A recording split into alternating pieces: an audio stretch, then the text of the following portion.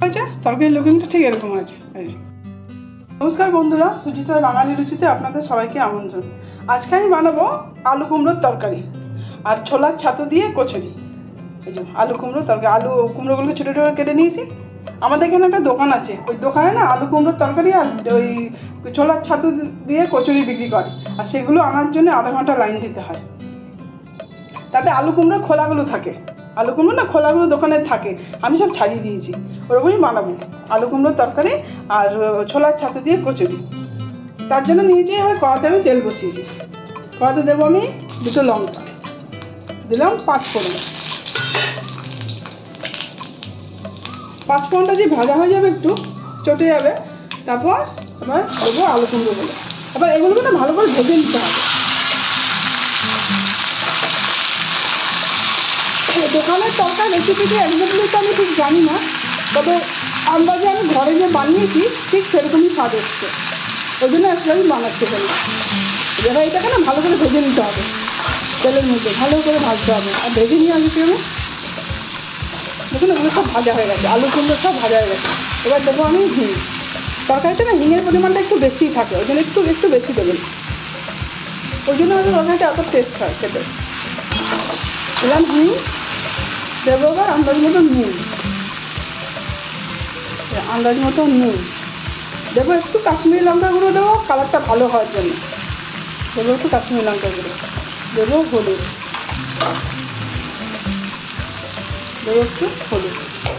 আর দেবো আদা আর কাঁচা লঙ্কা বাটা, এটা মাস্ট, আদা কাঁচা লঙ্কা বাটা। আর কাঁচা লঙ্কাগুলো আমি নিয়েছি একটু লালচে রঙ ধরে গেছে, তরকারিটা কালো ভালো হওয়ার জন্য, কালারটা ভালো হবে। আদা আর কাঁচা লঙ্কা পেস্ট এই 1/2 চামচের মতো দিলাম। এবার এগুলোকে ভালো করে নাড়বো, মোটামুটি ভাজতে এটা সেদ্ধ হয়ে গেছে। এবার দেবো একটু চিনি, হালকা একটু মিষ্টি হবে। আর কুমড়োটা যদি খুব মিষ্টি থাকে তাহলে মিষ্টি দেওয়ার প্রয়োজন নেই। তরকারিটা কিন্তু একটু ঝাল হয়, খুব ঝাল না আবার ঝাল ছাড়াও না, এমন হবে, মিডিয়াম মতো হবে, হালকা একটু ঝোল থাকবে। এবার এর মধ্যে আমি দেবো জল,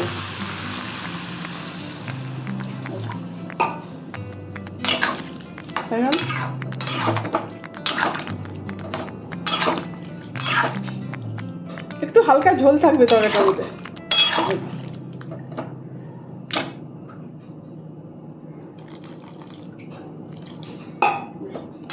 হয়ে গেল, ওইটা ফুটলে গ্যাসের ফ্লেমটা আমি একদম কম করে দেবো, করে একটুখানি সেদ্ধ হতে দেবো। আর এতে সবচেয়ে জরুরি ইনগ্রেডিয়েন্ট যেটা, সেটা হলো কসুরি মেথি। কসুরি মেথি না দিলে এই তরকারির ফ্লেভারটাই বেরোবে না। এটা একটু সেদ্ধ হয়ে গেলে তবে দেবো কসুরি মেথিটা, একটু ফুটুক, এটা তরকারিটা ফুটছে। এবার আমি দেবো এতে কসুরি মেথি, এটাকে হালকা রোস্ট করে নিয়েছি, করে গুঁড়িয়ে নিয়েছি, ব্যাস আর কিছু দিতে হবে না, হয়ে গেল। এবার তরকারিটা একটু সেদ্ধ হবে, ওই জন্য এবার গ্যাসের ফ্লেমটা দেবো একদম স্লো করে আমি চাপা দিয়ে রেখে দেবো, একদম স্লো দিয়ে 5-7 মিনিট চাপা দিয়ে রেখে দেবো, ব্যাস। এবার আমি পুরটা বানিয়ে নিই, ছাতুর পুরটাকে। এবার আমি ছাতুর পুরটা বানিয়ে নেবো। ছাতু দেবো বড় চামচে আমি 4 চামচ দিলাম। এবার আপনারা যেমন পুর বানাবেন সেই অনুযায়ী এটা দেবেন। তাতে দেবো 1 চামচ বেসন, এই 1 চামচ মতো বেসন, আর দেবো কালো জিরে,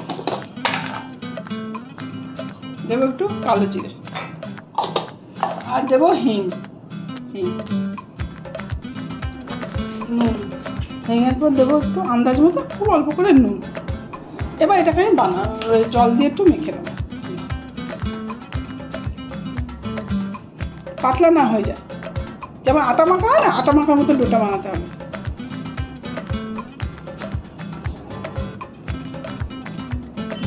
এভাবে এটাকে এভাবে পুরটা বানিয়ে নিলাম, এরকমভাবে। এবার এটা ছোটো ছোটো গোল্লা করে নেবো,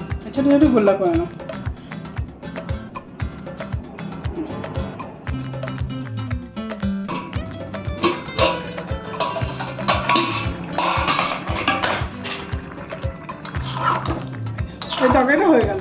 তরকারিটা না এই ঝোলটা থাকবে, যেহেতু ঠান্ডা হলে একটু বসে যাবে। আর তার মধ্যে আমি কী করবো, 2-4টে আলুকে একটু ঘষে ভেঙে দেবো, 2-4টে আলুর টুকরাকে একটু ভেঙে দেবো,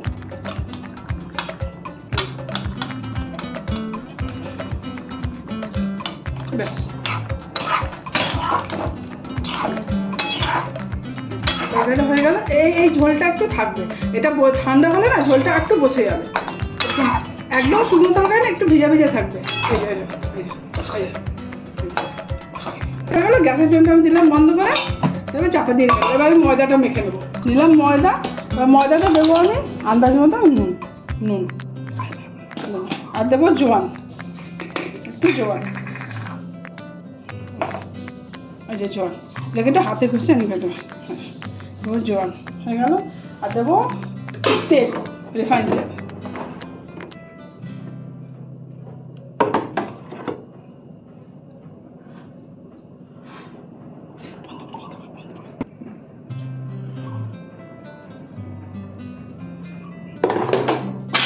এটাকে আমি ভালো করে মিশিয়ে নেব। দেখুন মুঠো করলে টমেটো মাখাটা হয়েছে, ময়ামটা ঠিক হয়েছে। এবার অল্প অল্প জল দিয়ে এটাকে আমি মাখবো। ডোটা যাতে নরম না হয়ে যায় এমনভাবে করতে হবে। হয়ে গেল ময়দা মাখাটা। ময়দাটা একটু ছোটো ছোটো টাইপের হবে। এটাকে আমি আধা ঘন্টা রেস্ট দেবো, আধা ঘন্টা পর আমি বানাবো।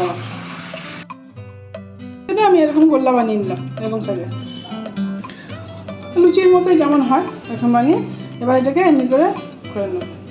নিয়ে যে আমি ছোটো ছোটো ছাতুর এগুলো বানিয়েছি পুরটা এর ভেতরে দেবো, দিয়ে এমনি এমনি করে আস্তে আস্তে বন্ধ করে করে আস্তে আস্তে আস্তে এবার করে এগুলো এবার পুরগুলো সব ভরে নেবো, ভরে তারপর ভাজবো। আরেকটা দেখিয়ে দিই। এই যে এই পুরটা দিলাম, এতে দিলাম, এগুলো ছাতুর পুর। হ্যাঁ আস্তে আস্তে করে আলতো আলতো করে টিপে পুরটাকে চারদিকে ছড়াতে হবে। আলতো আলতো করে এটাকে এমনি করে হালকা হালকা প্রেস করে দেবে এরকম চাপ দিয়ে। এবার এটা আলতো আলতো করে, বেশি চাপলে না ফেটে যাওয়ার চান্স থাকে, যেন হালকা হাতে হাতে করে এটাকে বেলতে হবে।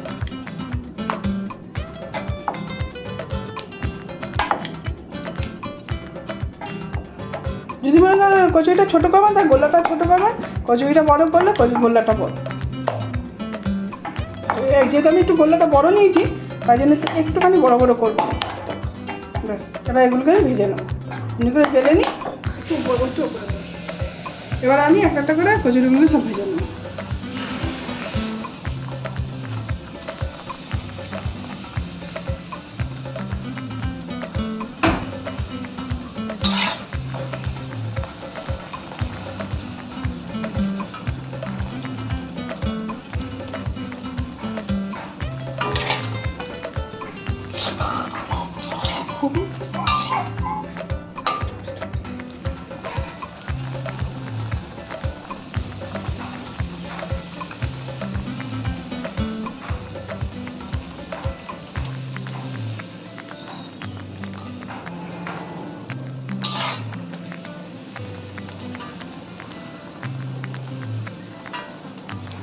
এভাবে লাল লাল করে ভেজে আমি তুলে নেব। এভাবে করে লাল লাল করে সব কচুরিগুলো আমি ভেজে তুলে নেব। আচ্ছা তরকারির লুকিংটা ঠিক এরকম আছে।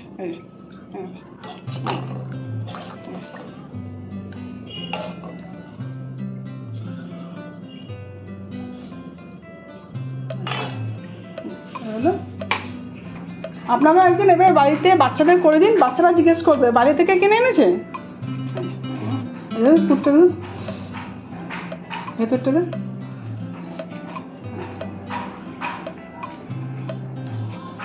এই যে ফুলগুলো একদম ফুলকো ফুলকো। একদিন আপনারা এইভাবে করুন, বাচ্চাদের করে খাওয়ান।